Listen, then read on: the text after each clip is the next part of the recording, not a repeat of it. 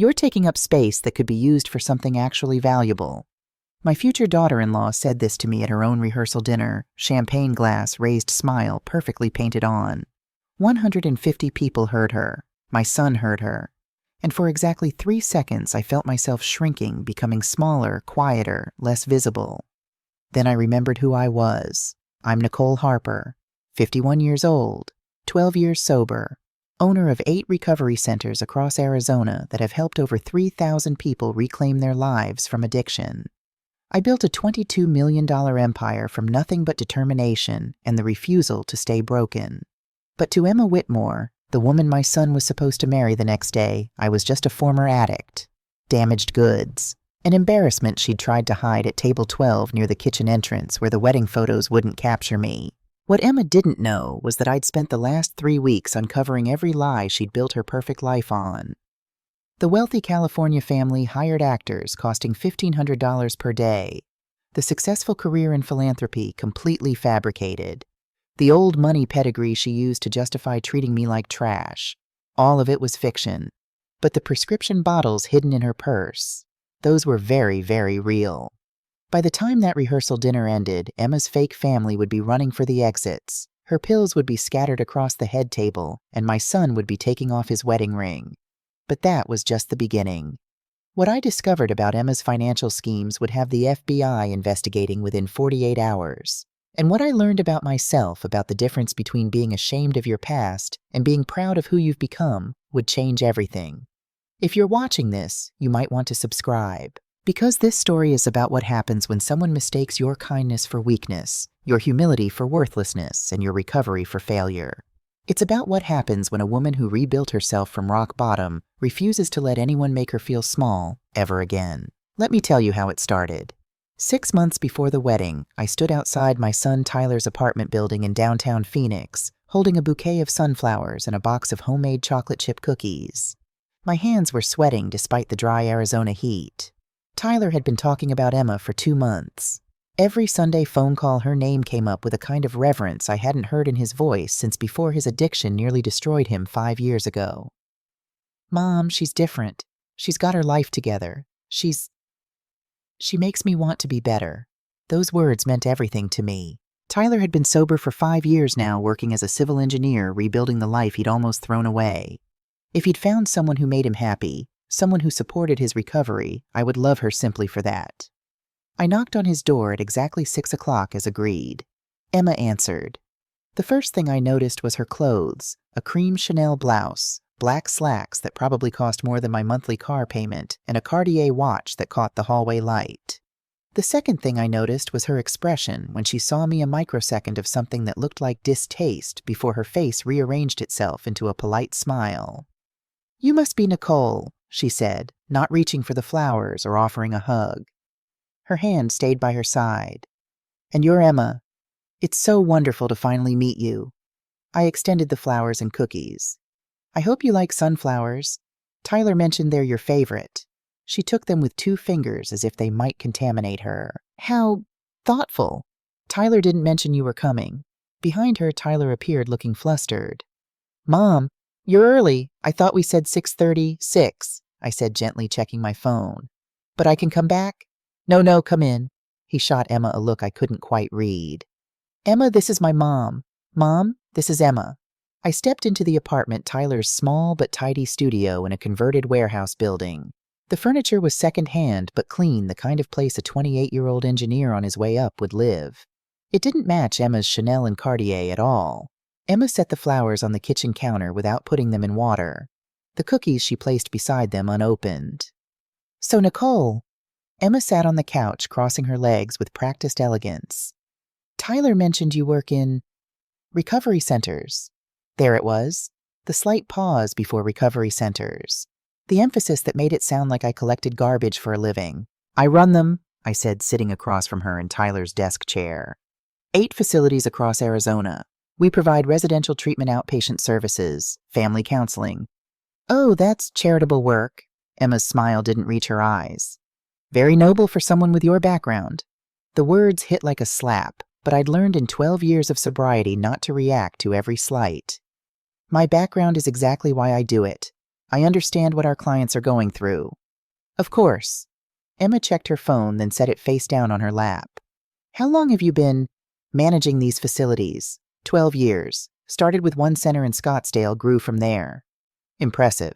The word was hollow. And before that I was using. Before that, I was the person Emma clearly thought I still was broken, worthless beneath her. Before that, Tyler interrupted, his voice tight. Mom was fighting her own battle, and she won. That's what matters. Emma touched his arm. Of course, honey. I didn't mean anything by it. Her eyes found mine.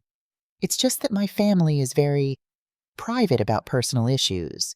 We don't really discuss things like addiction openly. Your family, I said carefully. Tyler mentioned they're in California real estate development. Investments primarily. Real estate is part of it. She stood abruptly. Excuse me, I need to use the restroom. She took her purse with her. I noted that. Women don't usually take their purses to the bathroom in their boyfriend's apartment unless they need something in there. When the bathroom door clicked shut, Tyler sat beside me. Mom, I'm sorry. She's just nervous about meeting you. She seems polished, I said neutrally. She comes from a different world. Old money, very established. But she's good for me, Mom. She doesn't drink, doesn't pressure me about it. She's stable. I wanted to ask, if she's so stable, why did her hand shake when she checked her phone? Why did her pupils look slightly dilated in the bright apartment lighting? Why did she disappear to the bathroom with her purse? But I didn't, because Tyler looked happy, and I'd learned the hard way that love makes people blind to red flags. Emma returned 15 minutes later, brighter, somehow more animated. Sorry I had to take a call from my mother. She's very excited to meet you eventually. I'd love to meet your family, I said. Tyler mentioned they're flying in for the wedding. Oh, they'll be here. Emma's smile was tight. They're very busy, though, always traveling. It's hard to pin them down. The evening continued like that, surface-level pleasantries, Emma checking her phone, constantly disappearing twice more to the bathroom. By the time I left, I had a knot in my stomach I couldn't name. In my car, I sat for a long time before starting the engine. Something was wrong. I didn't know what yet, but 12 years of recovery had taught me to trust my instincts. They'd saved my life more than once. I pulled out my phone and texted my business partner, Dr. Sarah Mitchell. Need your perspective on something. Coffee tomorrow. Her response came immediately. Always 9 a.m. at the grind. I drove home through the Phoenix streets, past the New Hope Recovery Center where I'd first gotten sober, past the neighborhoods where I used to buy drugs, past the life I'd left behind. Something was very wrong with Emma Whitmore, and I was going to find out what. The next 3 months felt like watching a slow-motion car crash. Tyler's Sunday phone calls became sporadic. When we did talk, he sounded tired, distracted. Things are just busy with the wedding planning, Mom. Emma wants everything perfect. Perfect meant I wasn't invited to the dress shopping. Perfect meant I wasn't included in the cake tasting or venue selection. Perfect meant that when I offered to help with costs, I had money, now good money. Emma declined through Tyler with a message that felt like a knife. Emma's family is handling everything. They prefer to keep it simple. Simple. A $25,000 wedding weekend at Desert Ridge Country Club was simple. I started keeping a list. Not because I was looking for problems, but because the problems kept presenting themselves. January 15th dinner at Tyler's apartment. Emma disappeared to the bedroom 3 times in 2 hours, always with her purse. Came back each time more talkative, more energetic. January 28th. Coffee with Tyler. He looked exhausted. When I asked if he was sleeping, he said, Emma's been having migraines. I stay up with her. But there was something in his voice, a defensiveness that wasn't like him. February 3rd, I asked Tyler if I could meet Emma's family before the wedding. He said they were very private and didn't do casual meetups. When I pressed, he got irritated. Mom, not everyone broadcasts their whole life like you do with your recovery work. That stung, because it came from Emma, not Tyler. I could hear her words in his mouth. February 14th, Valentine's Day. I texted Tyler to wish him a happy day. He responded with a photo of him and Emma at a fancy restaurant. In the background, I could see her purse on the table, unzipped with what looked like orange prescription bottles inside. I zoomed in, couldn't make out the labels, but the shape was unmistakable. February 20th. Tyler stopped going to his Thursday night recovery support group. He'd been attending for 3 years straight. When I asked about it, he said, Emma thinks I'm past the point of needing that kind of support. She says I'm doing great. Emma says. Emma thinks. Emma believes. My son was disappearing into someone else's narrative. March 1st, the breaking point. I went to Tyler's apartment to drop off some paperwork he'd asked for something about updating his emergency contacts at work. I knocked, no answer, but I could hear voices inside, so I tried the door. Unlocked. Tyler was in the kitchen back to me loading the dishwasher. Emma was in the living room, phone pressed to her ear, pacing. No, Mother, you don't understand. Emma's voice was low but intense. His mother has a past. Drug issues. Yes, I know it's embarrassing. I've been managing it. I froze in the doorway. She keeps trying to get involved in the wedding planning, wanting to meet you all. I've been putting her off. No, of course Tyler doesn't see it. He thinks she's this recovery success story. I know. Don't worry, I've seated her at table 12, in the back near the service entrance. She'll barely be visible in the photos. Table 12, near the service entrance. She'll understand her place eventually. Or she won't, but it won't matter after the wedding.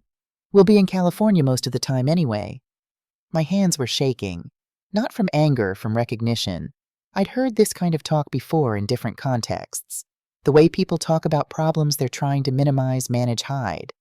But what broke my heart wasn't the cruelty. It was Tyler in the kitchen, close enough to hear, but pretending not to. Loading dishes with mechanical precision, his shoulders tense, not defending me. I backed out, quietly pulled the door shut, left the paperwork in his mailbox downstairs. In my car, I didn't cry. I'd cried enough in early recovery to last a lifetime. Instead, I felt something else, crystallizing determination. Because this wasn't just about me being disrespected. This was about Tyler being isolated from his support system by someone who didn't understand or didn't care how fragile recovery could be. And something else was nagging at me. The constant bathroom trips. The mood swings, the migraines, the way Emma's energy seemed to fluctuate wildly within the same evening. I'd seen those patterns before. In the mirror 12 years ago, Dr. Sarah Mitchell and I had built New Hope recovery centers together over the past decade. She provided the medical expertise. I provided the lived experience. We'd helped thousands of people get clean, stay clean, rebuild their lives.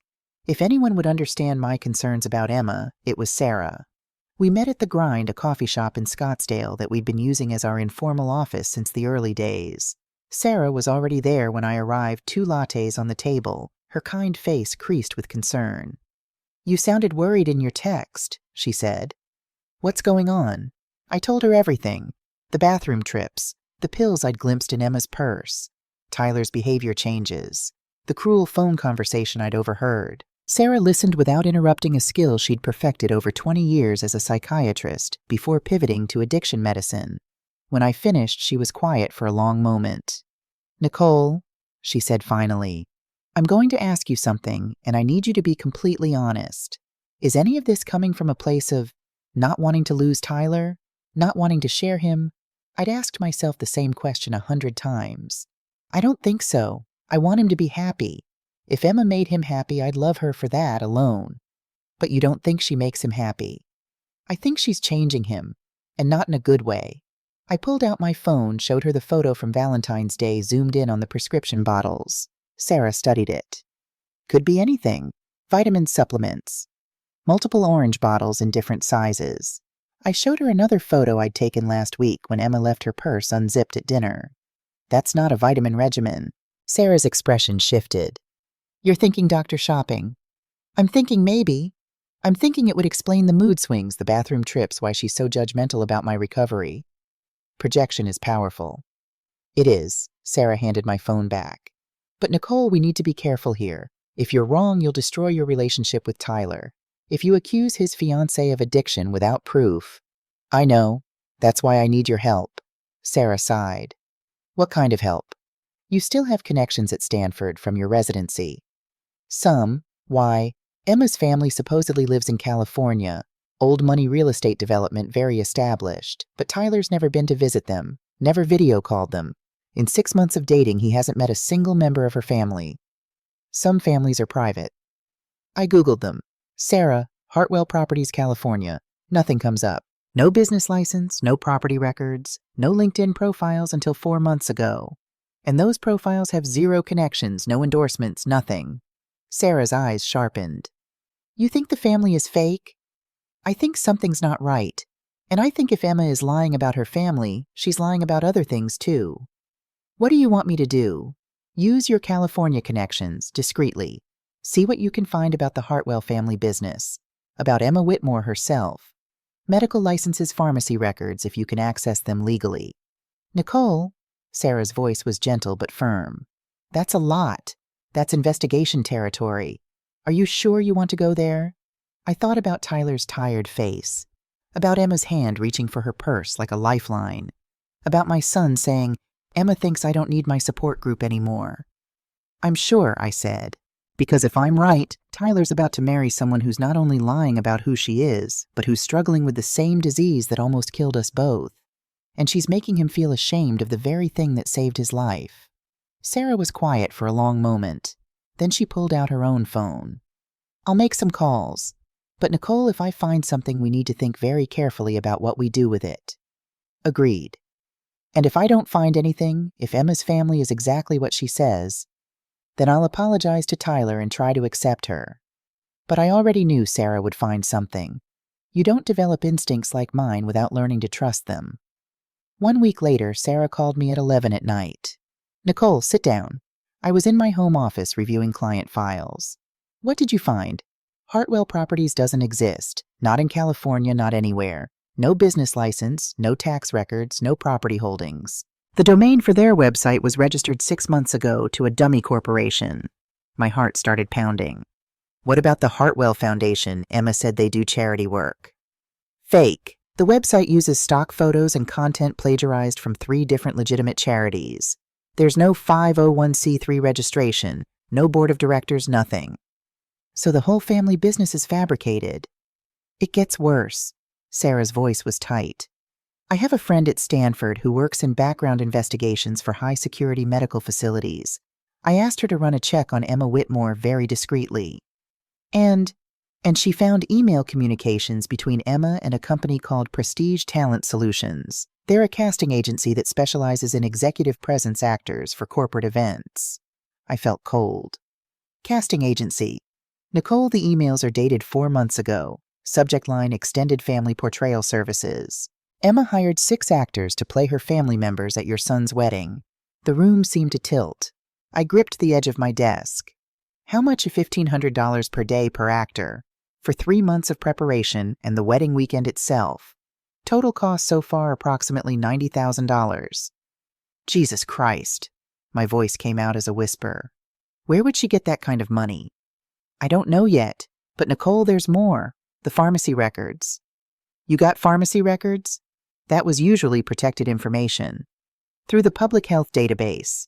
It's legal when there's a pattern that suggests doctor shopping and potential fraud. Sarah took a breath. Emma Whitmore has prescriptions from 4 different doctors across the Phoenix metro area. OxyContin from Dr. Martinez at Phoenix Pain Management. Percocet from Dr. Stevens at Scottsdale Family Medicine. Adderall from Dr. Wilson at Mesa Medical Center. How many pills? In the last 2 months alone, over 180. That's not pain management, Nicole. That's addiction. I closed my eyes. I'd been right.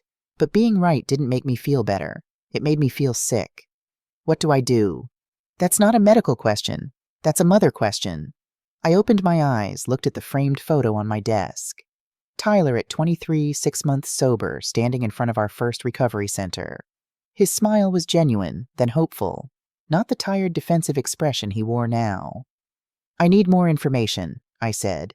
Before I do anything, I need to know everything, because once I show Tyler this, there's no going back. I'll keep digging, Sarah said. But Nicole, be careful. People who build lies this elaborate don't give them up easily. After we hung up, I sat in my office for hours staring at the evidence Sarah had emailed me. Contracts with Prestige Talent Solutions. Detailed character briefs for each family member. Richard Hartwell, father, distinguished real estate developer, Stanford MBA wine collector. Margaret Hartwell, mother, philanthropist, art enthusiast, summer home in the Hamptons. All of it scripted. All of it performed.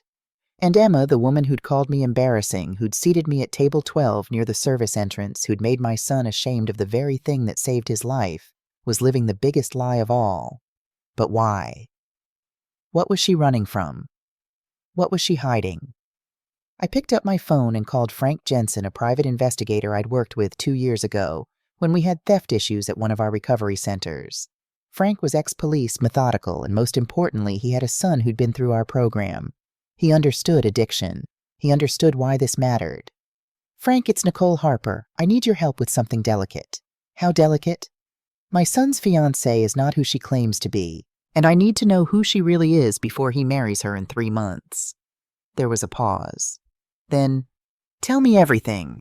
Frank Jensen worked fast. Within a week, he'd uncovered financial records that made my stomach turn. Within 2 weeks, he had evidence of fraud that went far beyond hiring actors for a wedding. We met at my office at New Hope Recovery Center after hours when the building was quiet. Frank spread documents across my desk like pieces of a puzzle that revealed a picture I didn't want to see. "Your instincts were right," he said, "but it's worse than you thought." "Show me." He pulled out a bank statement. "This is Emma Whitmore's primary checking account. Notice the deposits." I scanned the numbers. 5,000 here, 10,000 there, 8,000, 12,000. Always in cash. Always deposited at different branch locations. "Where's the money coming from?" That's what I asked. Traced it back to a shell company called S. Whitmore Consulting, LLC. No physical address, no employees, no legitimate business activity. Just a vehicle for moving money. Money laundering, possibly. But here's where it gets interesting. Frank pulled out another document. 3 months ago, Emma applied for a $150,000 personal loan from Desert Financial Credit Union. My eyes widened. $150,000. She claimed to make $200,000 a year working for Hartwell Properties, provided pay stubs, employment verification, the works. But Hartwell Properties doesn't exist. Exactly. It's fraud. The bank is currently investigating, but they move slowly. By the time they figure it out, your son would already be married to her. I felt nauseous. What did she use the money for? Wedding deposits mostly. The $25,000 venue fee came from that loan. The $15,000 catering deposit. $8,000 for her dress. The rest? He paused. The rest is harder to track. Cash withdrawals mostly. For pills? I said quietly. She's buying pills. Frank nodded. Which brings me to the pharmacy records. I was able to access them through the public health monitoring system. Emma Whitmore has been doctor shopping for 8 months.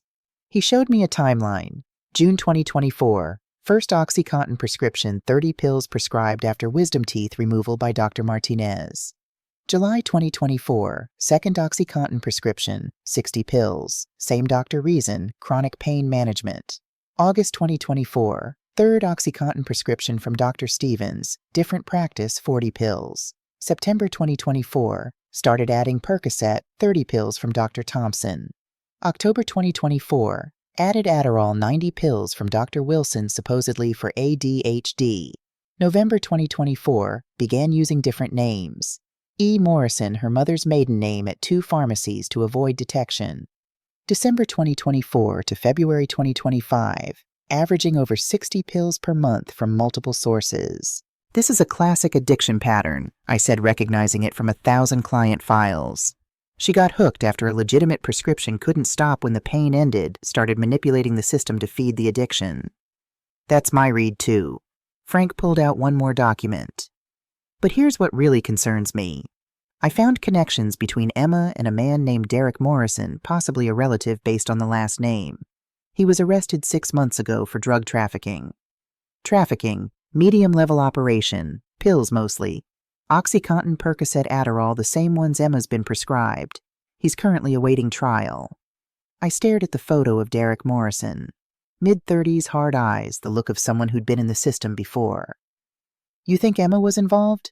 I think the timing is suspicious. Those large cash deposits started right around when Derek was arrested, and they stopped 2 months ago, right around when Emma met your son. The implication was clear.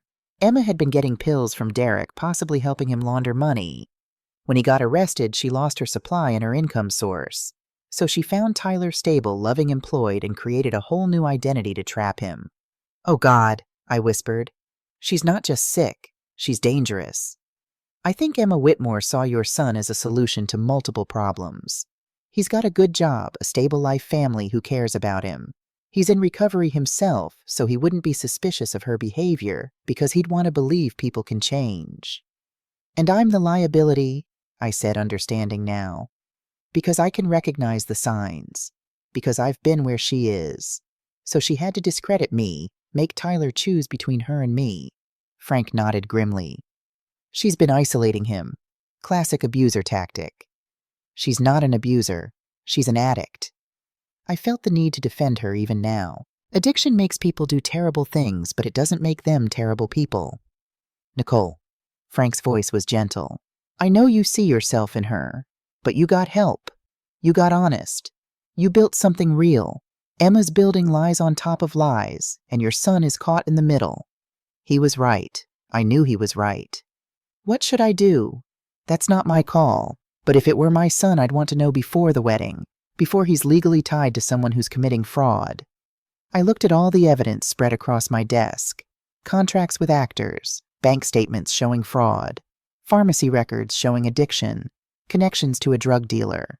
It was enough to destroy Emma, enough to break Tyler's heart, enough to blow up the wedding 3 months away.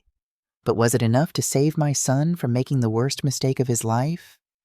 That night I sat alone in my living room, the house quiet except for the sound of the air conditioning and my own thoughts. In front of me, 2 paths. Path 1. Tell Tyler everything now. Show him the evidence. Risk him not believing me. Risk him choosing Emma anyway out of loyalty or love or the sunk cost of 6 months and a $25,000 wedding deposit. Risk our relationship, never recovering. Path 2. Wait. Watch. Gather more evidence if needed. Plan carefully. Choose the exact right moment to reveal the truth, a moment when Tyler couldn't deny, it couldn't rationalize it away. I thought about my sponsor Jerry, who'd guided me through early recovery 12 years ago. He'd told me once, Nicole, the difference between being clean and being in recovery is action. Clean is passive, you're just not using. Recovery is active, you're doing the hard things even when they scare you. This scared me. The possibility of losing Tyler scared me more than anything had in years. But letting him marry someone living a lie scared me more. I pulled out my phone and texted Tyler, "Can we have lunch this week? Just you and me?"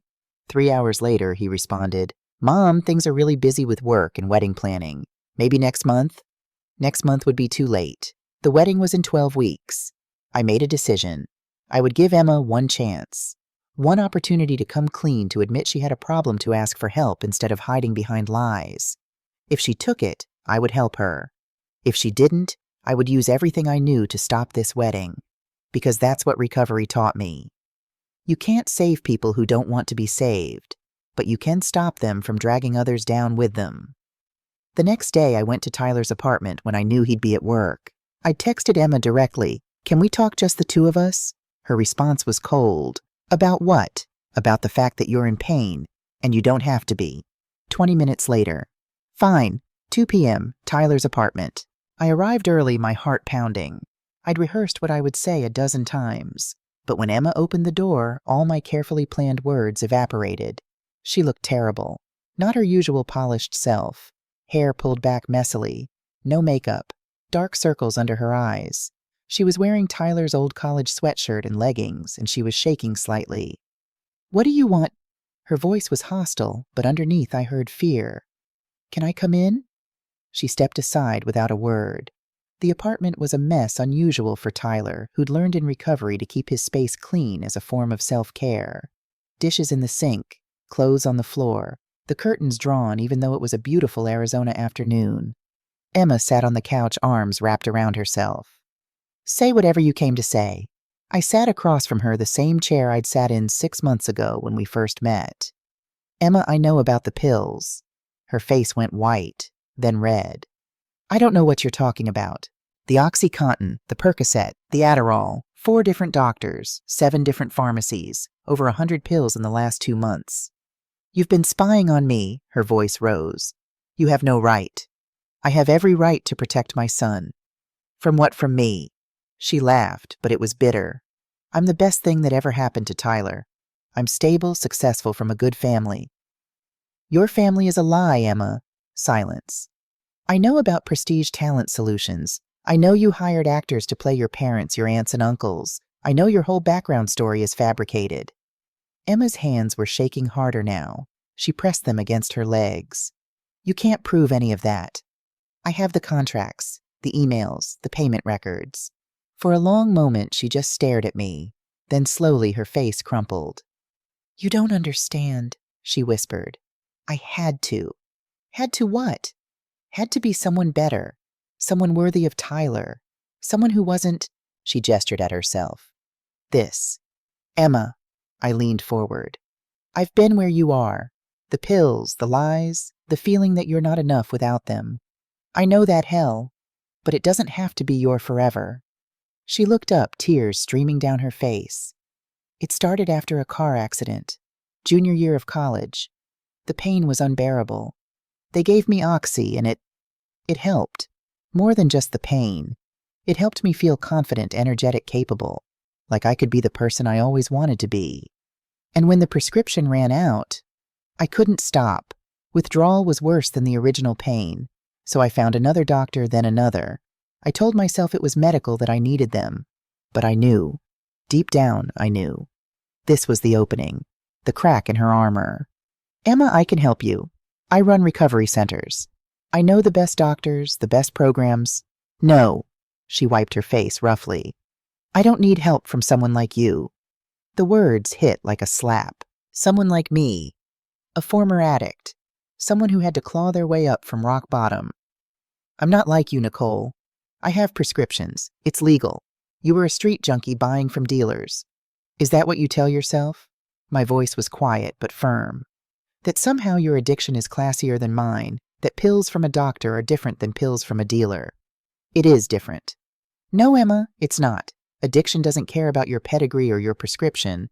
It takes everyone the same way." She stood up abruptly. "Get out. Emma, get out. And if you tell Tyler about any of this, I'll say you're lying. That you're jealous that you never accepted me, that you're trying to sabotage our wedding because you can't stand to share him. Who do you think he'll believe?" Her voice was venomous now. "His loving fiancé or his bitter, paranoid mother who's projecting her own addiction issues onto me?" I stood slowly. "I'm giving you one chance. Get help. Come clean to Tyler. I'll support you through recovery. I don't need your help. I don't need your recovery centers. I need you to mind your own business and accept that Tyler has moved on to better things." "Better things like a wedding funded by fraud, like a family made of actors?" Her eyes flashed. "Prove it. Go ahead. Show Tyler your evidence. Let's see whose side he takes." We stared at each other across Tyler's messy living room. Two women who'd both battled addiction. One who'd chosen honesty. One who'd chosen lies. "I tried," I said quietly. "I want you to remember that. I tried to help you before I did this the hard way." "Are you threatening me?" "I'm telling you the truth. Something you should try sometime." I walked to the door. Emma's voice stopped me. "He won't believe you. Tyler loves me. And once we're married, you'll be lucky if he lets you see us at Christmas." I turned back. "Emma, I've watched hundreds of people in active addiction say things they don't mean, make threats they can't keep, burn bridges they'll desperately want to rebuild later. I don't take it personally, but I do take it seriously." "What does that mean?" "It means I'll see you at the rehearsal dinner." I left her standing there, shaking and defiant, in my son's apartment. In my car, I didn't cry. Instead, I called Frank Jensen. "Frank, I need everything documented and ready to present. Not to Tyler, not yet. We're going to wait until the rehearsal dinner." "You're sure?" "I'm sure, because Emma needs to hit rock bottom before she'll accept help, and Tyler needs to see the truth for himself with witnesses so she can't gaslight him later. It's going to be brutal. Recovery is brutal, but it's also the only way through." I hung up and sat in the parking lot watching the sun set over Phoenix. In 12 weeks, Emma's entire world would come crashing down, and my son would have to choose between the comfortable lie he'd been living and the painful truth he needed to hear. I just hoped when the dust settled, he'd still be speaking to me. The 12 weeks between my confrontation with Emma and the rehearsal dinner felt like holding my breath underwater. Tyler stopped calling entirely. Our Sunday tradition, 5 years of consistent check-ins, the backbone of both our recoveries, vanished. When I texted, his responses were brief, distant, busy. "Talk later." "Emma says hi." Emma says, "Always Emma." I watched from the outside as my son disappeared into her world. Through mutual friends, I heard he'd stopped attending his Thursday recovery meetings altogether. His coworker mentioned he looked exhausted all the time. His best man, James, called me one night worried. "Mrs. Harper Tyler's not himself. He's defensive isolated. Every time I try to talk to him about the wedding, he shuts down. And Emma?" James hesitated. "Emma's controlling everything. Who's invited where people sit, what we can say in our speeches. It's like Tyler's just going along with it." "Have you told him you're concerned?" "I tried. He said I was being unsupportive. That Emma's just detail-oriented because she wants their day to be perfect." Perfect. That word again. I wanted to tell James everything. The fake family, the pills, the fraud. But I'd made my choice. Wait until the rehearsal dinner. Wait until there were witnesses. Wait until Emma couldn't manipulate the narrative. So I just said, keep being his friend James. He's going to need you. After I hung up, I sat at my kitchen table and cried for the first time since this whole thing started. Not angry tears, grief tears, because I was watching my son make a terrible mistake, and the only way to stop it was going to hurt him badly. Dr. Sarah Mitchell found me there an hour later. I'd given her a key years ago for emergencies. This qualified. "Nicole," she sat beside me, put a hand on my shoulder. "Tell me you're not backing out." "I'm not." I wiped my face. What if he never forgives me? What if you stay silent and watch him marry someone who's defrauding him? Someone whose addiction is spiraling and will eventually take him down, too. She was right. I knew she was right. Sarah pulled out her phone. "I have updates from my California contacts." I straightened, forcing myself back into investigator mode. "What did you find?" "Emma's real family. Her actual mother, Patricia Whitmore, lives in Dayton, Ohio. She's a nurse at a community hospital. Been trying to find Emma for 2 years. My breath caught. 2 years. Patricia reported Emma as a missing person in 2023. Emma had been living at home after college, supposedly working for a nonprofit. But she was actually... Sarah showed me her phone screen, a missing person report. Stealing prescription pads from her mother's hospital. Forging prescriptions. When Patricia confronted her, Emma disappeared. I stared at the photo of Patricia Whitmore, a tired-looking woman in her 50s, eyes full of worry. She looked like someone who'd been searching for her daughter in all the dark places parents pray they'll never have to look. Does Patricia know where Emma is now? No. Emma's been using different cities, different identities. Phoenix is just the latest stop. Before this, she was in Denver for 6 months. Before that, Austin. Same pattern everywhere, fabricated background, dating someone stable, extracting money, disappearing when things fall apart. Oh my God, I felt sick. Tyler's not the first. He's the third that we can confirm. Both previous men filed police reports after Emma vanished with money, jewelry, electronics, but she was always gone before charges could be filed. So she's done this before, this whole performance. Multiple times. And Nicole, Sarah's voice dropped. One of those men in Denver, he relapsed after Emma left. He's back in recovery now, but it derailed 2 years of sobriety. I closed my eyes. That could be Tyler. Would be Tyler if I didn't stop this. There's more, Sarah said. Frank found the source of Emma's cash deposits. Derek Morrison, the drug dealer I told you about, he's talking to prosecutors, trying to reduce his sentence by cooperating. He confirmed Emma was part of his operation. She'd get prescriptions legally, sell half the pills, keep half for herself. The cash deposits were her cut. So she's not just addicted, she's a dealer. Was. She stopped after Derek got arrested.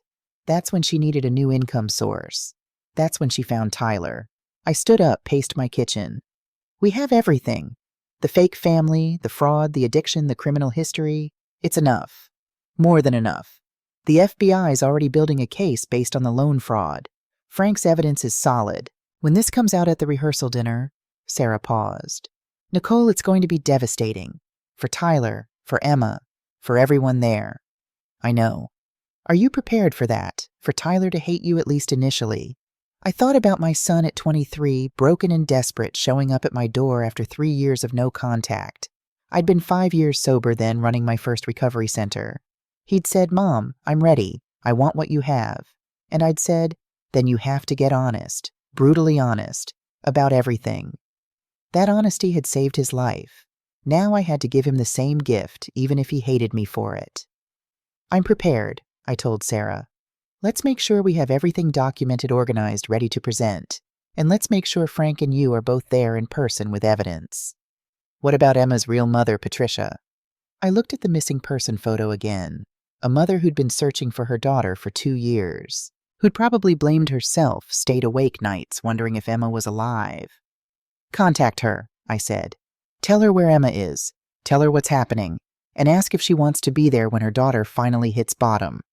Because that's what the rehearsal dinner was going to be, rock bottom. The moment when all of Emma's lies collapsed and she'd have to choose get help or keep running. I just prayed she'd choose help. 3 days before the wedding, Emma's family flew into Phoenix. I knew they were actors. I had their headshots, their contracts, their real names. But watching them arrive at Desert Ridge Country Club for the rehearsal dinner, I had to admit they were good. Robert Patterson playing Richard Hartwell. Emma's father was 70 years old with distinguished silver hair and the bearing of someone who'd played authority figures his whole career.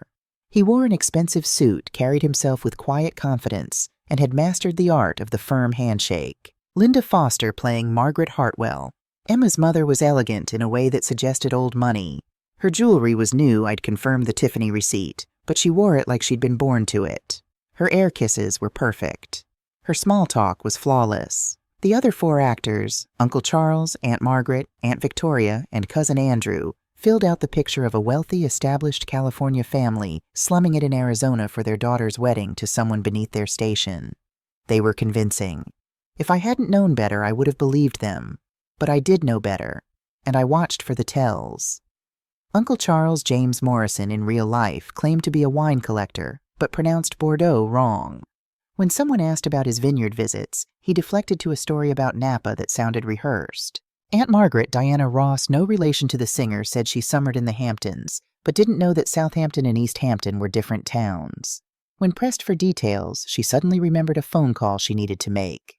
Cousin Andrew, Michael Brooks, claimed he'd gone to Yale but couldn't name a single residential college when Tyler's best man, a Yale graduate, asked which one he'd lived in. They were good actors playing roles, but they weren't prepared for informed questioning. I watched all this from across the room, Tyler's coworker beside me making small talk. I'd arrived early, deliberately wanting to observe before the evening began. Emma worked the room with manic energy, making sure everyone met her family, positioning them for maximum impact. She was wearing a cream designer dress and jewelry that probably cost more than my car, all bought with fraudulent loan money. And Tyler, my beautiful, trusting son, stood beside her looking proud, looking happy, looking like a man about to marry the love of his life. It broke my heart.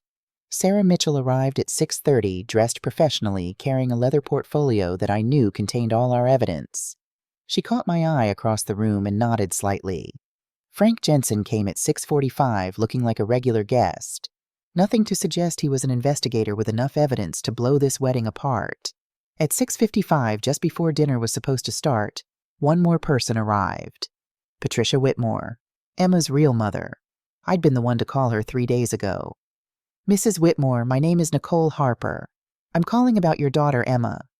The silence on the other end had been heavy with 2 years of hoping and dreading. Is she alive? Patricia had whispered. Yes, she's in Phoenix, and she's in trouble. I'd told her everything. The fake family, the addiction, the fraud Tyler, all of it. Patricia had cried. Then she'd gotten angry.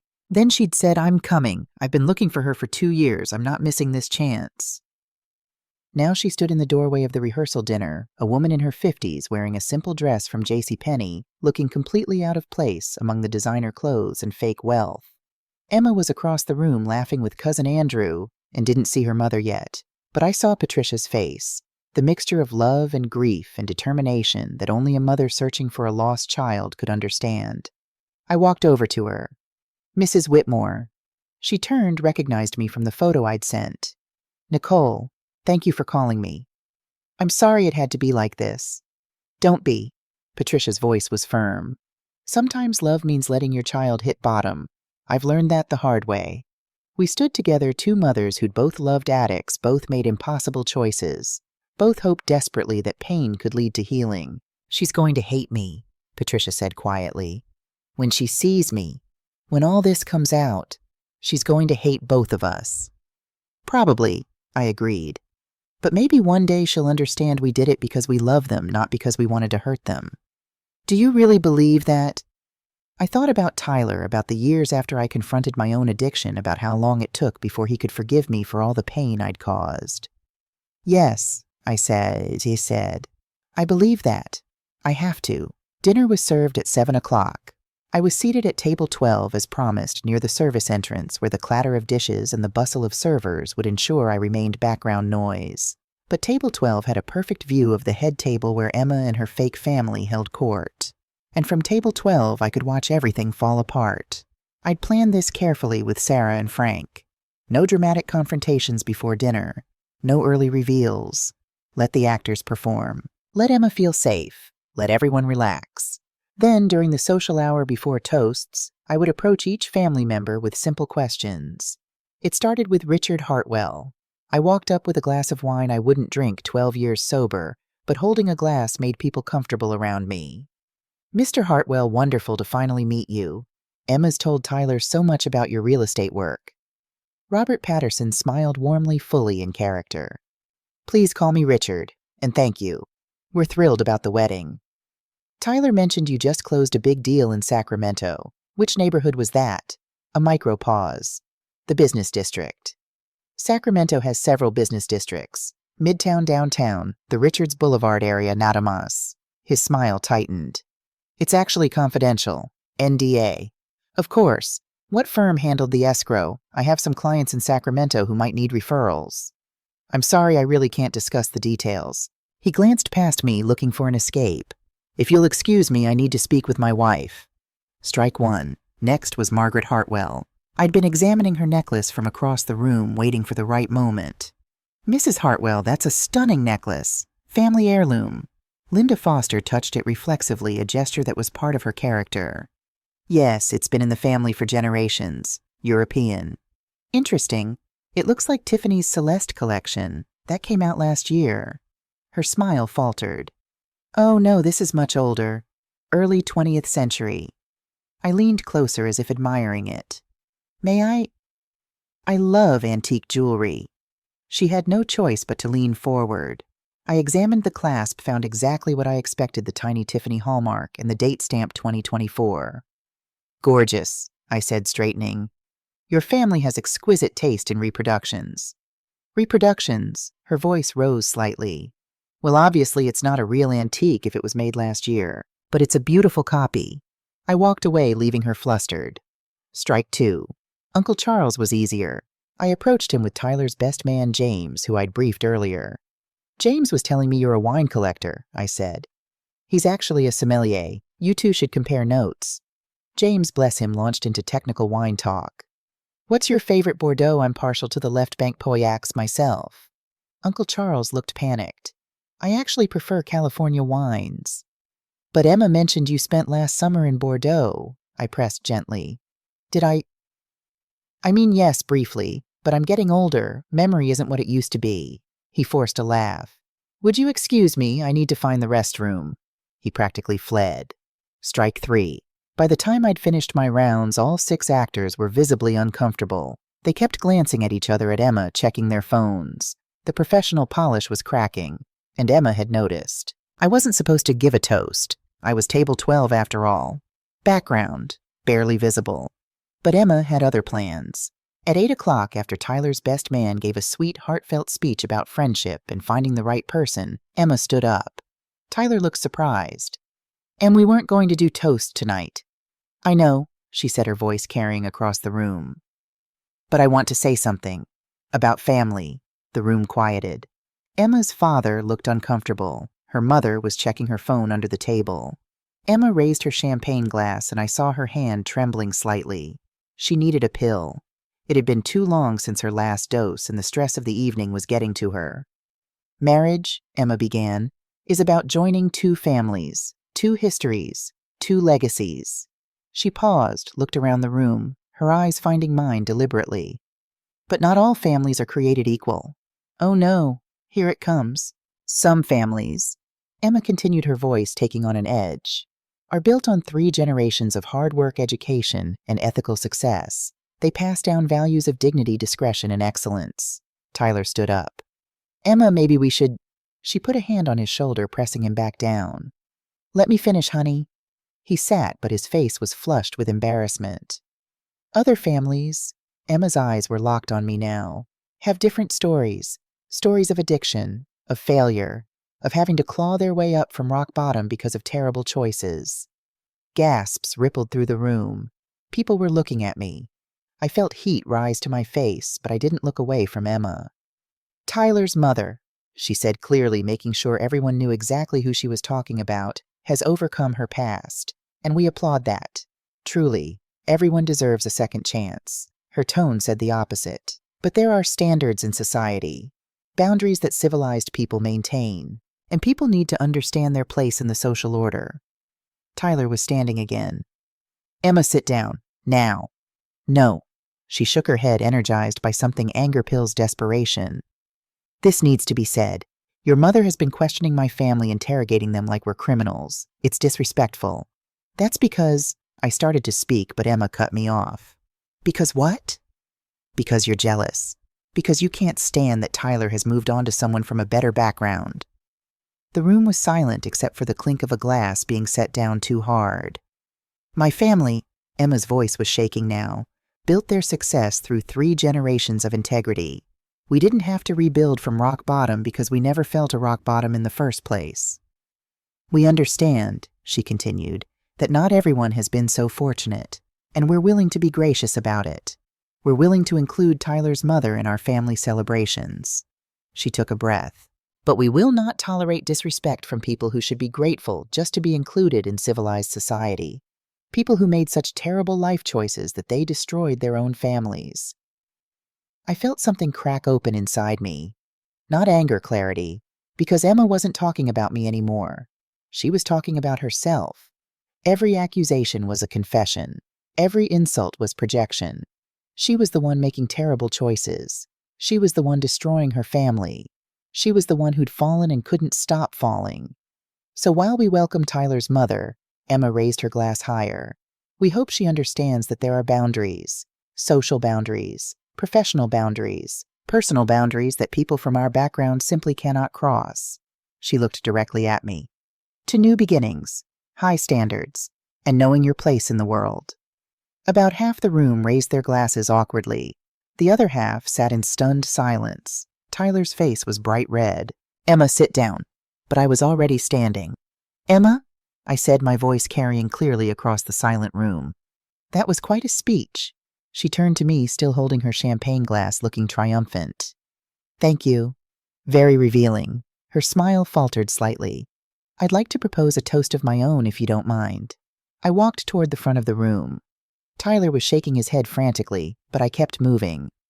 Actually, I said, stopping beside the head table, I'd like to toast your family, specifically your remarkable family business. Emma's father shifted uncomfortably in his seat.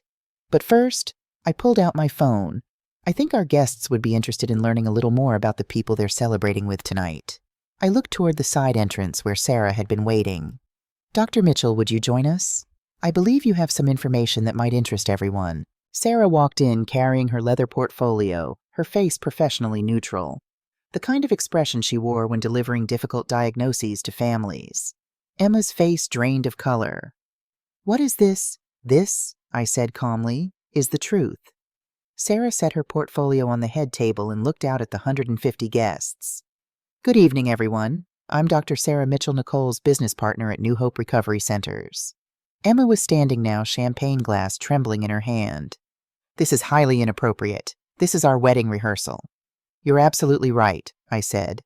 A rehearsal should be about celebrating the union of 2 families, so let's talk about families. Sarah opened her portfolio and pulled out the first document. 3 weeks ago, Nicole asked me to do some research on Emma's family background. As a medical professional with connections in California, I have access to certain databases and professional networks. Richard Hartwell. Emma's fake father started to stand up. Now see here. Please sit down, Mr. Patterson, Sarah said calmly. The man froze. Color drained from his face. Your name isn't Richard Hartwell, Sarah continued. Your name is Robert Patterson, and you're a character actor represented by Prestige Talent Solutions in Los Angeles. Gasps erupted around the room. Sarah pulled out a photograph Robert Patterson's professional headshot and held it up. "This is from your agency's website. You specialize in distinguished gentleman roles for corporate videos and dinner theater." She pulled out another photo. "And this lovely woman isn't Margaret Hartwell. She's Linda Foster, also from Prestige Talent Solutions. Her specialty is elegant society matron characters." Linda Foster had gone white as a sheet. "The entire Hartwell family," Sarah said, pulling out a thick stack of papers, "are professional actors hired to play roles at this wedding. I have their contracts right here." She set the stack on the table with a heavy thud. $1,500 per day per actor. 3 months of preparation. Total cost approximately $90,000. The room exploded in whispers. People were pulling out their phones, Googling Prestige Talent Solutions. Emma was shaking violently now. "This is insane. Nicole is lying because she's jealous, because she... Am I lying about this?" Sarah pulled out a receipt. "This is from Tiffany & Company, Beverly Hills. Purchased 3 days ago for $8,200. Charged to a credit card registered to S. Whitmore Consulting." She held up the receipt so people could see it. "Or this another document. The rental agreement for the Mercedes SUV your family arrived in yesterday. Also registered to S. Whitmore Consulting."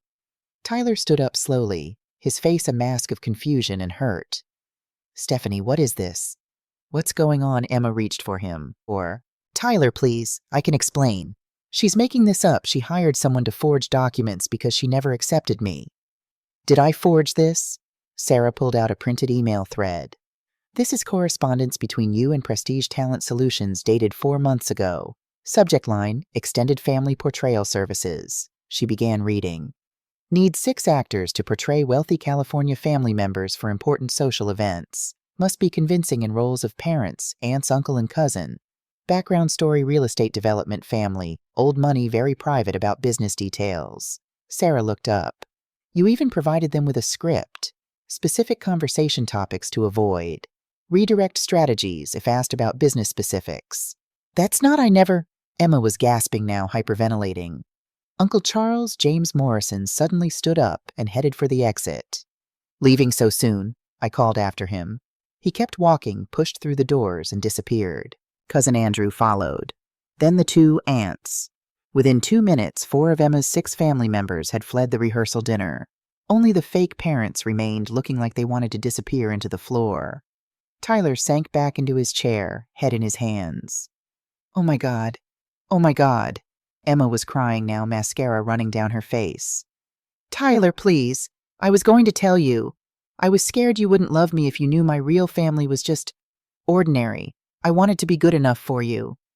By hiring actors," his voice was hollow, "by lying about everything. I didn't lie about my feelings for you." She grabbed his arm.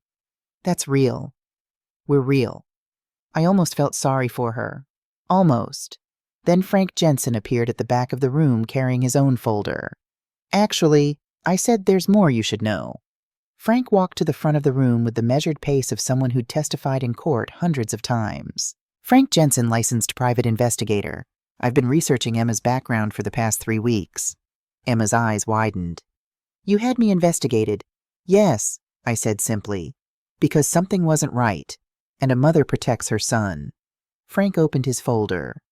"Emma Whitmore, I'm going to share some information that's relevant to everyone here, especially your fiancé."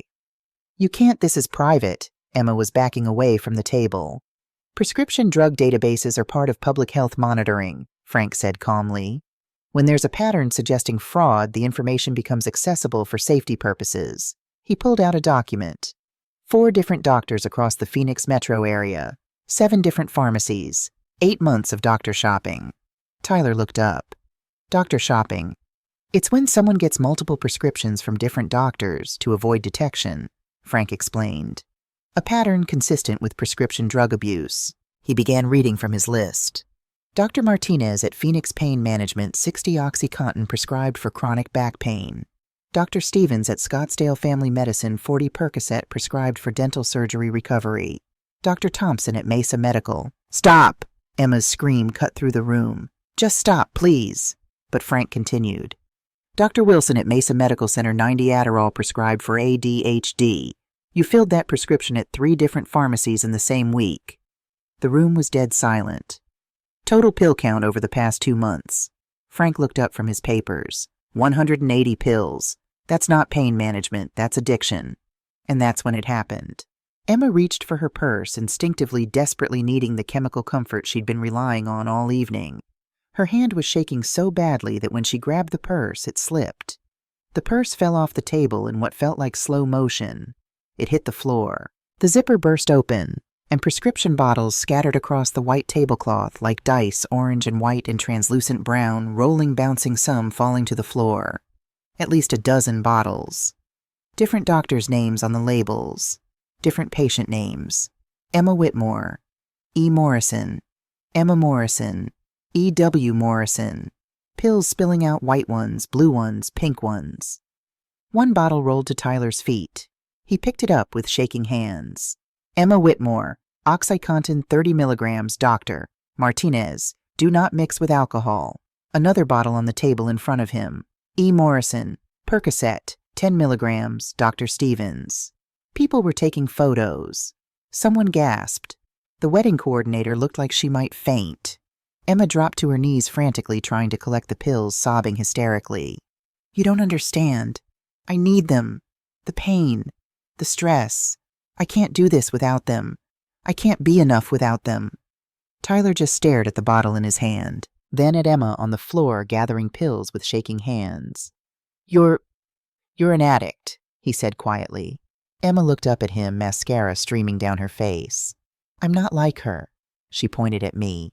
These are prescribed. I have a medical condition. I'm not some street junkie like your mother was. The words should have hurt. But I'd heard them before from myself 12 years ago when I was making the same excuses. Tyler's voice was eerily calm. You have 4 different doctors and 7 pharmacies, Emma. You're using fake names. That's not medicine. That's what Mom did when she was using. That's addiction. It's not the same. Emma was shouting now, still on her knees, pills clutched in her hands. I have prescriptions. It's legal. No, I said quietly, kneeling beside her. It's not legal when you're forging doctor shopping and using false names. That's fraud. That's a felony. Emma looked at me with pure hatred. This is your fault. If you'd just minded your business, if you'd just accepted me, none of this would be happening. You're right, I said. If I'd minded my business, Tyler would have married you tomorrow. And 6 months from now, when your addiction got worse and your lies caught up with you, he'd be legally bound to you. Possibly implicated in your fraud. Definitely devastated when you disappeared like you did to the men in Denver and Austin. Her face went white. How did you... I know everything, Emma. The fake consulting company. The fraudulent loan. Derek Morrison and the pill dealing. Your real mother in Ohio who's been looking for you for 2 years. At the word mother, Emma's head snapped up, and that's when she saw her. Patricia Whitmore standing at the back of the room, tears streaming down her face. Mom, Emma's voice was a whisper. Hi, baby, Patricia said, stepping forward. I've been looking everywhere for you. The remaining fake parents, Robert Patterson and Linda Foster, chose that moment to make their exit. We were just hired for a job, Robert said, standing up quickly. We didn't know about any of this. He gestured vaguely at the pills scattered across the floor. Linda was already heading for the door heels, clicking on the marble floor. Wait, Emma called after them. You can't just leave. I paid you. But they were already gone, practically running through the exit. All 6 actors fled. $90,000 of performance ended. The guests sat in stunned silence, phones out, some recording, some texting, some just staring in disbelief. Tyler stood up slowly.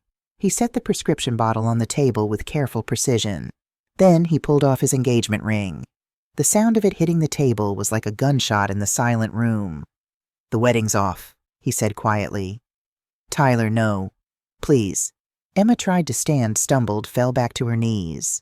I was going to get help after the wedding. I was going to get clean. I just needed to get through this first. Like you were going to tell me about your family being actors. His voice was getting louder. Like you were going to tell me about the fraud, the loan, the fake company. I was scared. She was sobbing. I thought if you knew the truth, you'd leave me. I thought I had to be perfect. I thought I had to be someone better. Better than what? Tyler's voice cracked. Better than honest, better than real. He looked at her, really looked at her, and I saw the moment he understood. "You're exactly what you accused my mother of being," he said. "Except she got help. She got honest. She built something real. You just built more lies." Patricia Whitmore was moving through the crowd now, heading toward her daughter. "Emma, baby, let me help you up." Emma recoiled. "No, no, you don't get to do this. You disowned me. I asked you to choose between pills and family," Patricia said, her voice breaking. "You chose pills, but I never stopped looking for you. I never stopped hoping you'd come home." "Well, I don't need you anymore. I have Tyler. I have—" Emma looked around wildly at the guests, most of whom were filming this on their phones. "I have a life here." "What life?" I asked gently. "The fake family, the fraudulent loan, the criminal investigation that's coming." Emma's eyes found mine. "You did this. You destroyed everything." "No, honey, you did." Patricia knelt beside her daughter, careful not to touch the pills.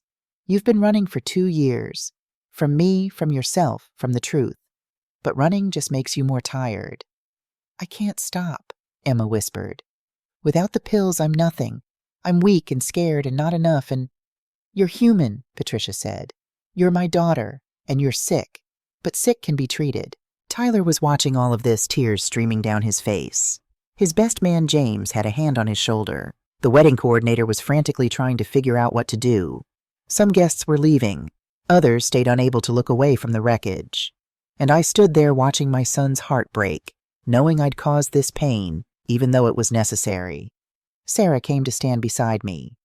"Nicole, you did the right thing." "Then why does it feel so terrible?" "Because love always hurts when it has to be tough." Frank Jensen cleared his throat. "Before everyone leaves, there's additional information relevant to this situation." The remaining guests, maybe 75 people, now turned their attention back to him. 3 months ago, Emma Whitmore applied for a $150,000 personal loan from Desert Financial Credit Union. She provided forged employment documents claiming to work for Hartwell Properties, a company that doesn't exist. Tyler's eyes widened. $150,000, Tom. "The wedding deposits came from that loan," Frank continued. "The venue, the catering, the dress, the flowers. All of it borrowed money obtained through fraud." Emma was still on the floor, her mother kneeling beside her, but she'd stopped crying. Now she just looked empty. "The bank is currently investigating, but based on the evidence I've provided to them and to federal authorities, there will likely be charges filed." "Federal authorities," Emma's voice was hollow. "The FBI is interested in S. Whitmore Consulting and its connection to Derek Morrison's drug trafficking operation." Patricia gasped. "Derek, Emma, tell me you didn't—" "I didn't have a choice." Emma's voice rose again. "After the accident, after the pills started, I couldn't stop. And prescriptions are expensive. Derek offered me a way to make money and get pills. I didn't think it was a big deal, just selling extras to people who needed them." "That's drug trafficking," Frank said flatly. "Derek's cooperating with prosecutors. He's given them your name, dates, amounts. You were part of a felony distribution network." The room was silent except for someone's phone camera still recording. Tyler sat down heavily. "My God, Emma, what have you done?" "I was trying to survive." She looked at him desperately. "Everything spiraled after you and I started dating. Derek got arrested. I lost my supply.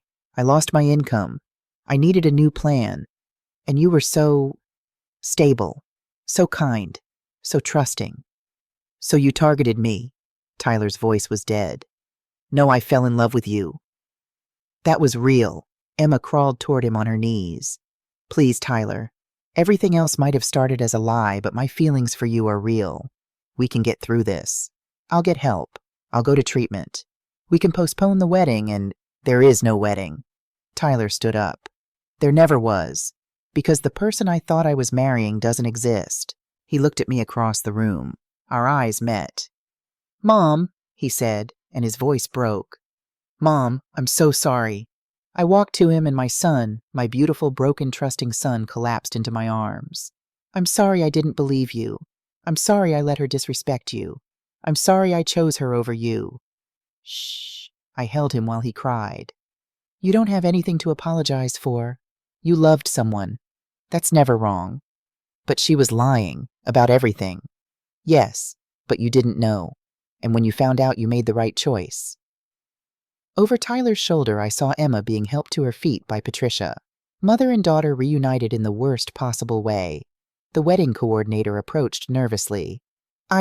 What should I do about tomorrow? The venue is set up. The caterer is arriving at noon. Cancel everything, Tyler said, his voice muffled against my shoulder. Send people home. It's over. The rehearsal dinner dissolved into chaos. Guests were leaving, some offering condolences to Tyler, others just fleeing the awkwardness. A few were still recording on their phones. This would be all over social media by morning. The venue staff started cleaning up. Pills were still scattered on the floor. Someone brought a plastic bag for them. Emma sat at the head table, empty now, except for her and Patricia. She was staring at nothing, mascara streaked down her face, her perfect facade completely shattered. Patricia was on the phone with someone. Yes, I need information about emergency psychiatric hold. Substance abuse crisis. Yes, she's in immediate danger. No, she's not suicidal, but she's in active addiction and just had a massive public breakdown. Emma heard this. I don't need a psych hold. I just need everyone to leave me alone. But her hands were shaking. Her pupils were dilated. She kept reaching for her purse, now empty, the pills confiscated like a phantom limb. Doctor. Sarah Mitchell approached them carefully. Emma, I run an intervention program at Phoenix General. We can get you into treatment tonight if you're willing. I'm not going anywhere. Emma's voice was defiant, but her eyes were scared.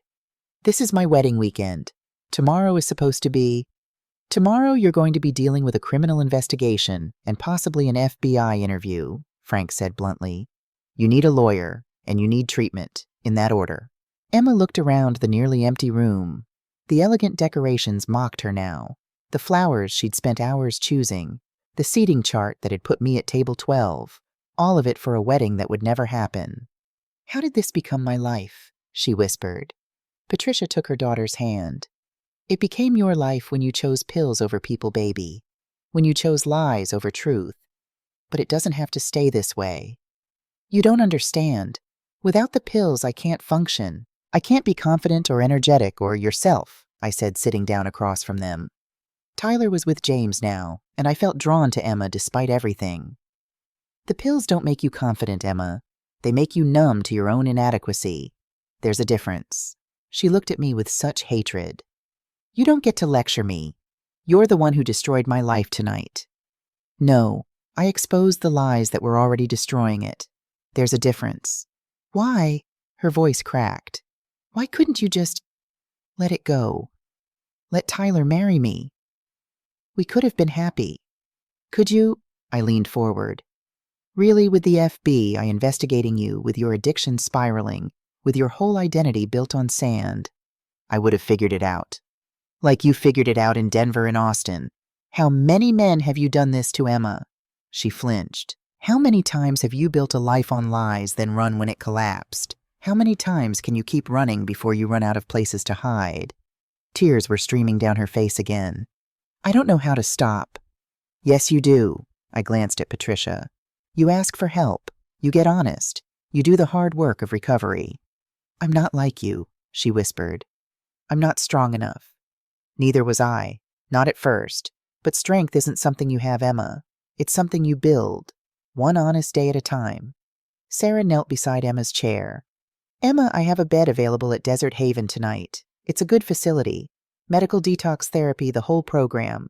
Will you go? Emma looked at her mother. If I go, will you stay? Or will you leave again? Patricia's voice was thick with tears. Baby, I never left. You did. But yes, I'll stay. As long as it takes. For a long moment, Emma just sat there, shaking. Then slowly she nodded. Okay, she whispered. Okay, I'll go. Saturday morning arrived with the kind of cruel Arizona sunshine that made everything look beautiful and new, even when your world had just imploded. I woke up at 6 a.m. in my own bed, having driven Tyler home with me the night before. He'd slept in his old room, the one I'd kept exactly as it was from before his addiction, a shrine to the son I'd hoped would come back to me. He had come back, just not in the way I'd expected. I found him in the kitchen, sitting at the table with a cup of coffee, staring at his phone. The screen showed text after text from wedding guests, friends, co-workers. The news had spread fast. How bad is it? I asked, pouring my own coffee. He showed me his phone. Screenshots of videos from last night were already circulating on social media.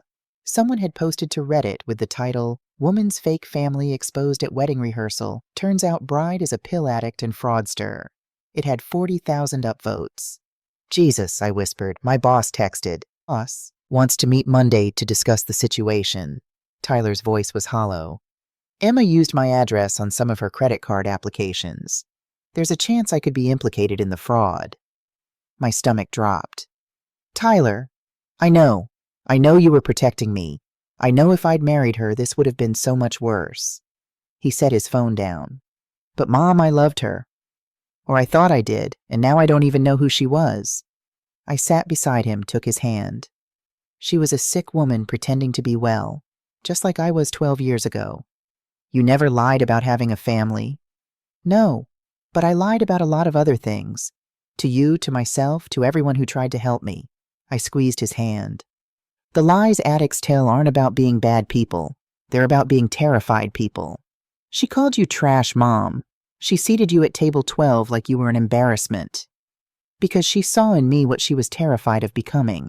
An addict who'd hit bottom, someone who'd lost everything and had to rebuild from nothing." Tyler was quiet for a long moment. "Do you think she'll make it in treatment?" "I don't know. Recovery only works if you want it more than you want the drugs. But she checked herself involuntarily. That's the first step." My phone buzzed. A text from Patricia Whitmore. "Emma's in medical detox at Desert Haven. They're keeping her 72 hours minimum. She's asking for Tyler." I showed Tyler the message. His face went pale. "I can't," he said immediately. "I can't see her. Not yet. Maybe not ever." "That's okay. You don't owe her anything." "But what if she needs—" He stopped. "No, that's the enabling talking. From therapy. I can't save her. She has to save herself." I'd never been more proud of my son. By Sunday afternoon, the story had gone viral beyond anything I'd anticipated. Local news picked it up. Phoenix Recovery Center owner exposes bride's addiction at wedding rehearsal dinner. The angle was sympathetic to me, portraying it as a mother protecting her son from fraud. But social media was more divided. Some comments, "This woman is a hero. She saved her son from a con artist." Others, "She publicly humiliated someone struggling with addiction. Where's the compassion?" And both things can be true. She protected her son and exposed someone who needed help. That's what tough love looks like. My phone wouldn't stop ringing. Reporters wanting interviews. Clients from my recovery centers calling to offer support. Other parents asking advice about their own children's relationships. But the call that mattered most came Sunday evening from Dr. Sarah Mitchell. "Nicole, I need to tell you something. 3 clients from our centers have called me in the past 24 hours. "About what?" "About family members who've been shaming them for being in recovery. Your story, what you did for Tyler, it's resonating. People are talking about addiction stigma, about how families treat people differently based on whether they got help." I felt a weight settle on my chest. "Sarah, I didn't do this to make a statement. I did it to protect my son." "I know, but it became a statement anyway. And Nicole, it's a good one. People need to see that recovery doesn't make you less worthy of respect." After we hung up, I sat with that for a long time. I'd spent 12 years proving I was more than my addiction. Building businesses, helping others, being a good mother. And still Emma had looked at me and seen only former junkie. How many other people in recovery faced that same judgment? From in-laws, employers, neighbors, even their own families. Maybe something good could come from this nightmare after all. Monday morning, 2 FBI agents showed up at my office at New Hope Recovery Center. Special Agent Rebecca Torres and Special Agent Michael Ryan. Serious faces, federal badges, the weight of law enforcement behind them. "Ms. Harper, we're investigating S. Whitmore Consulting and its connection to a drug trafficking operation. We understand you have information relevant to our case." I invited them into my office, offered coffee they declined, and spent 2 hours walking them through everything I'd discovered. Frank Jensen joined us via conference call, providing his investigator's report.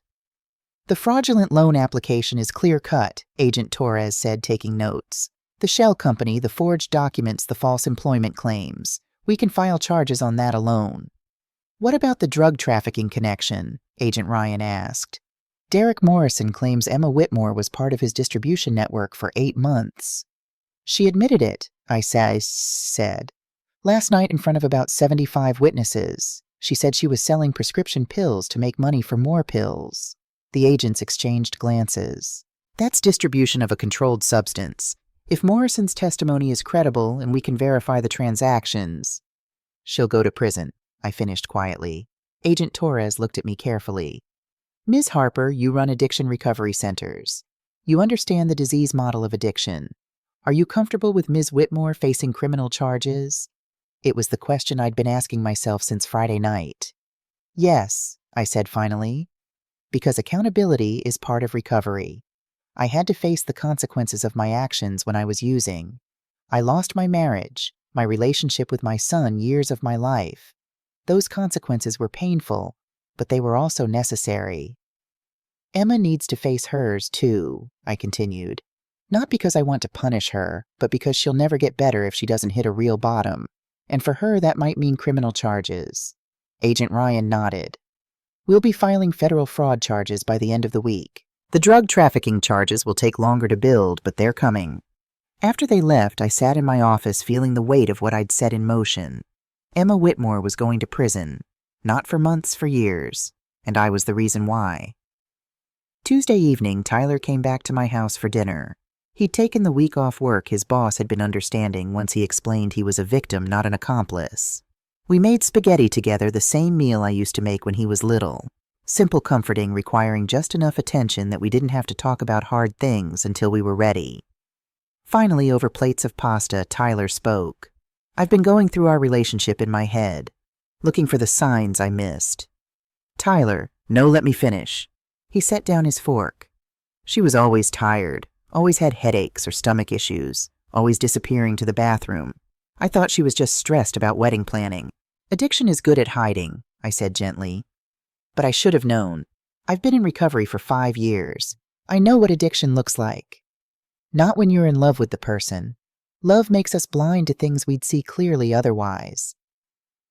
He was quiet for a moment. She texted me today, from treatment. My heart clenched. What did she say? That she's sorry, that she never meant to hurt me, that she really did love me even though everything else was a lie. He looked up at me with red-rimmed eyes. And Mom, part of me wants to believe her. Part of me wants to go to her, tell her I'll wait for her, that we can get through this together. But you won't. No, because I learned something from watching you rebuild your life. I learned that I can't save someone who doesn't want to save themselves. And Emma? She didn't want help until she got caught. Pride swelled in my chest.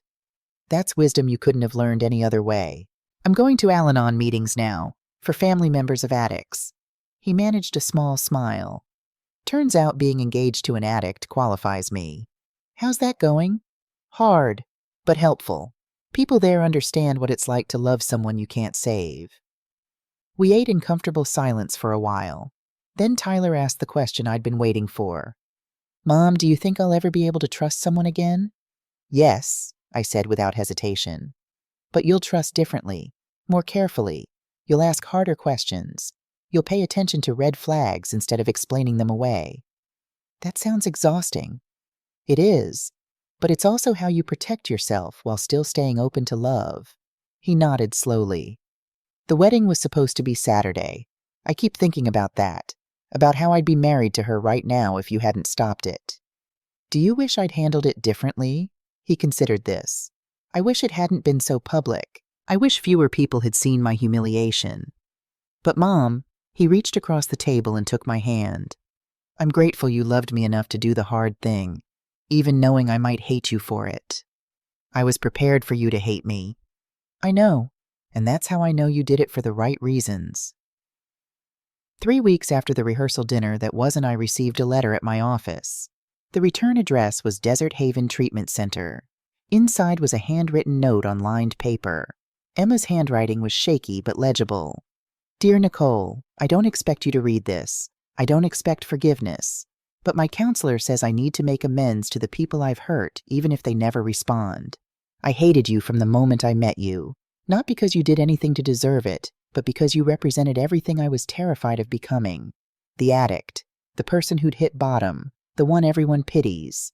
But you were also everything I secretly wanted to be. Clean, honest, successful, respected despite your past not ashamed of it. I tried to destroy you because if I could prove you weren't worthy of respect, then maybe my addiction wasn't so shameful. If I could make Tyler choose me over you, I could prove that my lies were better than your truth. I was wrong. You have more dignity in your honesty than I ever had in my perfectly constructed facade. I'm 21 days sober today. Real sober, not just didn't take pills today sober. Medical detox was hell. Group therapy is harder. Looking at myself without the chemical buffer is the hardest thing I've ever done. My counselor asked me to describe myself without the pills. I couldn't. I've been high for so long I don't know who I am clean. But I'm learning. I'm learning that I'm Patricia Morrison's daughter. That I was a good student before the accident.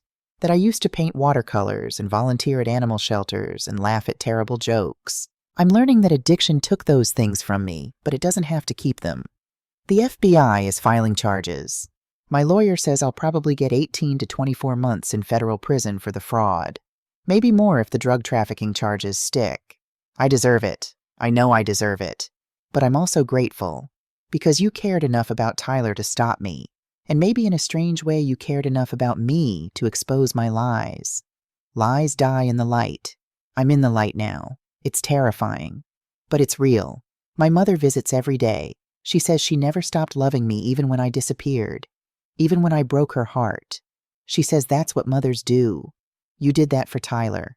You risked everything to save him. Thank you. I don't know if I'll make it. Recovery is hard and I've failed before. But this time feels different. This time I don't have anywhere left to run. This time I have to face myself. I'm sorry for the pain I caused.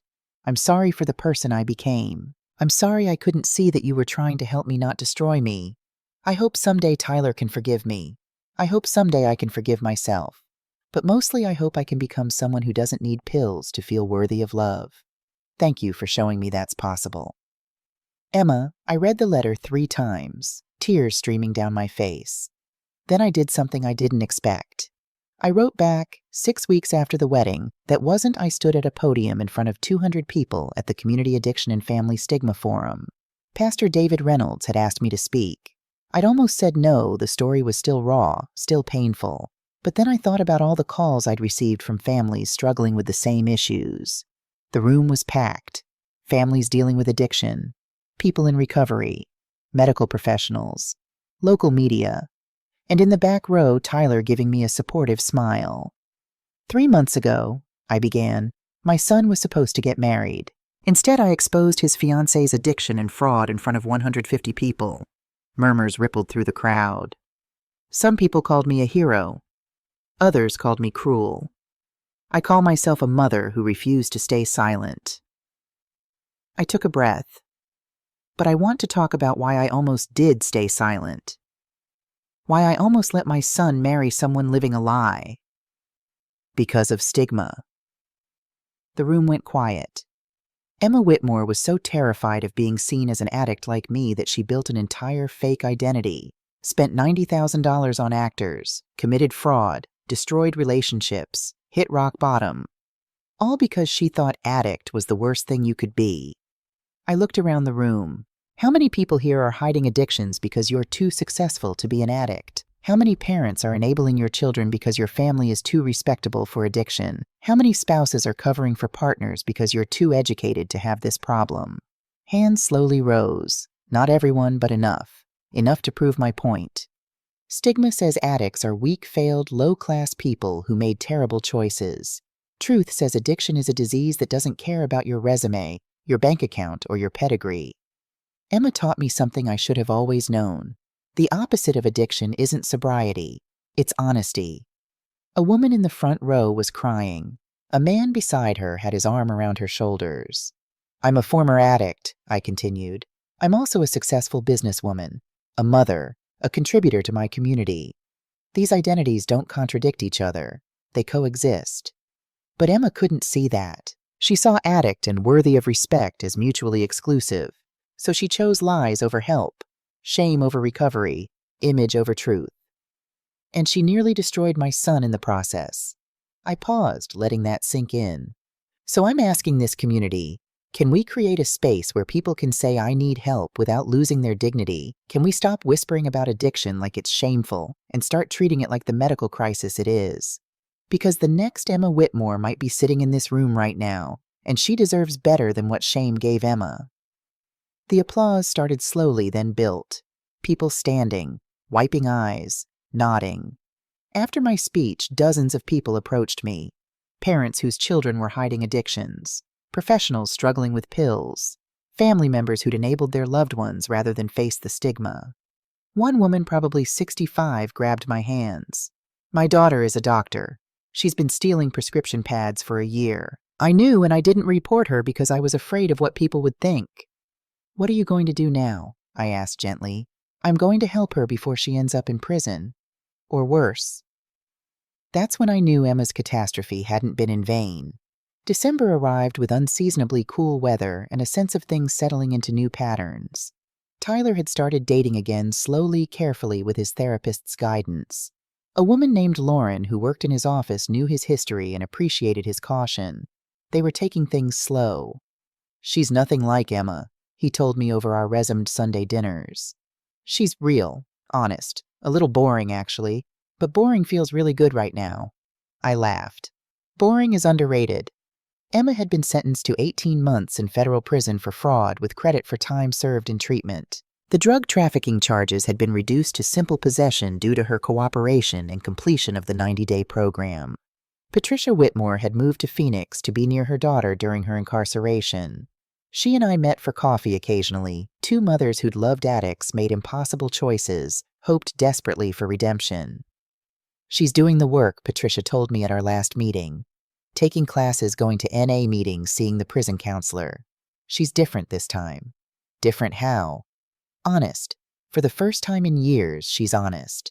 About who she is, what she's done, what she needs to do to change.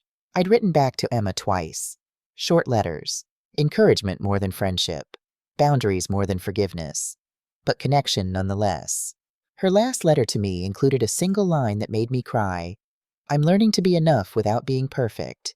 Thank you for showing me that's possible. My recovery centers had added a new program, Family Stigma Workshop, teaching families how to support loved ones in recovery without enabling, how to maintain boundaries while offering love. We were booked solid for 6 months. The viral videos from the rehearsal dinner had led to speaking invitations from 3 universities, 2 medical conferences, and a TEDx talk scheduled for February. Nicole Harper, the invitation read, speaking on the difference between class and dignity. I'd accepted, because if my son's pain, if Emma's catastrophe, if my choice to expose the truth publicly could help even one family navigate addiction with less shame and more honesty, it was worth it. 1 year to the day after the rehearsal dinner that wasn't, I received a visitor at my office. Patricia Whitmore and Emma. Emma had been released from federal prison 2 months early for good behavior. She looked different, thinner, older, but clearer somehow. Her eyes were bright without pills for the first time since I'd met her. Ms. Harper, she said, standing nervously in my doorway. I hope it's okay that we came. Of course, come in. They sat across from my desk, the same desk where I'd reviewed all the evidence against Emma a year ago. I wanted to thank you in person, Emma said, for stopping me before I destroyed Tyler completely. For caring enough about both of us to do the hard thing. How are you doing? I'm 10 months sober, working at a coffee shop, living with my mom, going to meetings every day. She smiled slightly. It's not glamorous, but it's real. Real is better than perfect. I'm learning that. Emma paused. I also wanted to ask, I'm doing my 9th step, making amends to people I hurt. I wrote to Tyler, but he hasn't responded. I don't blame him, but I wanted to know if you think someday he might forgive me. I thought about my son, about his journey through heartbreak to healing. I don't know, I said honestly. Tyler's doing well. He's in a healthy relationship. He's back at his meetings working with a sponsor, rebuilding his life. Forgiving you might not be part of his healing. I understand. But Emma, the fact that you're asking the question, that you care about making amends more than getting absolution, that tells me you're doing the work for the right reasons. She nodded, tears in her eyes. I don't expect him to forgive me. I don't even expect you to fully forgive me. I just wanted you to know that your honesty saved my life. And your willingness to finally get honest might save someone else's, I replied. That's how recovery works. We pass it on. After they left, I sat in my office thinking about redemption, about second chances, about how the worst moments of our lives can become the foundation for something better. A year ago, I'd stood in a rehearsal dinner and watched my son's world collapse. Today, he was happy. Emma was sober. Patricia had her daughter back. And I'd helped hundreds of families navigate the intersection of love and addiction. Not despite the catastrophe, because of it. That night, Tyler came over for our Sunday dinner tradition. He brought Lauren with him, shy, kind, honest Lauren, with her practical clothes and genuine smile. "Mom," Tyler said as we sat down to eat, "I got Emma's letter." My heart stopped. And I'm not ready to respond. Maybe I never will be. But I read it. And I understand what you meant about addiction making people do terrible things without making them terrible people. That's growth, I said. I also wanted to say, he reached across the table for my hand. Thank you. For loving me enough to risk everything. For showing me what real strength looks like. For proving that recovery isn't about being perfect, it's about being honest. Lauren smiled at me. He talks about you all the time. About how you built your business from nothing. How you help people when they've lost everything. I help people who are ready to help themselves, I corrected. There's a difference. Tyler squeezed my hand. And you helped me by refusing to let me make the biggest mistake of my life, even knowing I might hate you for it. You could never have hated me as much as I would have hated myself if I'd stayed silent. We ate dinner together, my son, his new girlfriend, and me. Simple, real, honest, no actors, no pills, no lies, just family. The kind you don't have to hire, the kind you build through love and hard choices and the courage to tell the truth, even when it hurts. Especially when it hurts. Because that's what recovery teaches you. The truth might break your heart, but lies will destroy your soul. And I'd rather have a broken heart that heals than a perfect facade that crumbles. Every single time.